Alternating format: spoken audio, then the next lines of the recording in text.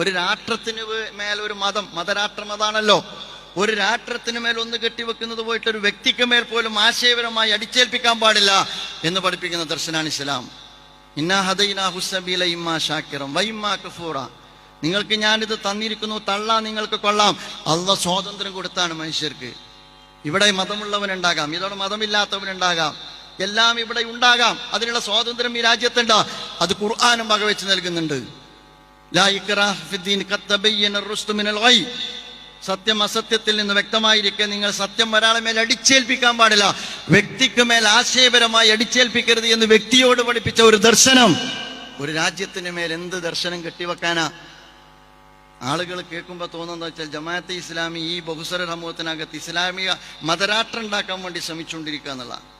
രാഷ്ട്രസ്ഥാപനത്തെ മുൻനിർത്തി പ്രവർത്തിക്കുന്ന പ്രസ്ഥാനമല്ല ജമാഅത്തെ ഇസ്ലാമി, ഇസ്ലാമിനെ മുൻനിർത്തി പ്രവർത്തിച്ചുകൊണ്ടിരിക്കുന്ന പ്രസ്ഥാനമാണ്. ഇസ്ലാം സാമൂഹിക, രാഷ്ട്രീയ, സാമ്പത്തിക, പാരിസ്ഥിതിക, മനുഷ്യാവകാശ ഉള്ളടക്കമുള്ള ഒരു ദർശനമാണ്.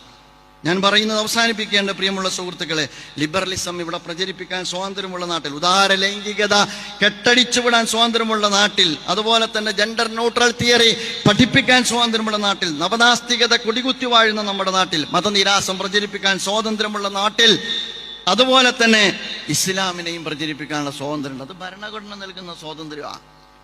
ആ ഭരണഘടന നൽകുന്ന സ്വാതന്ത്ര്യത്തിനകത്ത് നിന്നുകൊണ്ട് ജനാധിപത്യപരമായി, നിയമാനുസൃതമായി, സമാധാനപരമായി ആശയപ്രചരണം നടത്തി മുന്നോട്ട് പോകുന്ന ഒരു പ്രസ്ഥാന ജമാഅത്തെ ഇസ്ലാമി. അതുകൊണ്ട് ഞാൻ പറയാം, നിങ്ങൾ ജമാഅത്തെ ഇസ്ലാമിയെ കുറിച്ച് പഠിക്കണം, ഇനിയും പഠിക്കണം. വിമർശനം നല്ലതാണ്. വിമർശിക്കുമ്പോൾ കൂടുതൽ പഠിക്കാനുള്ള കൗതുകം കൂടുമെന്ന് വിശ്വസിക്കുന്ന ആളാണ് ഞാൻ. അതുകൊണ്ട് എൻ്റെ സമയം കഴിഞ്ഞ് ഞാൻ അവസാനിപ്പിക്കുകയാണ്.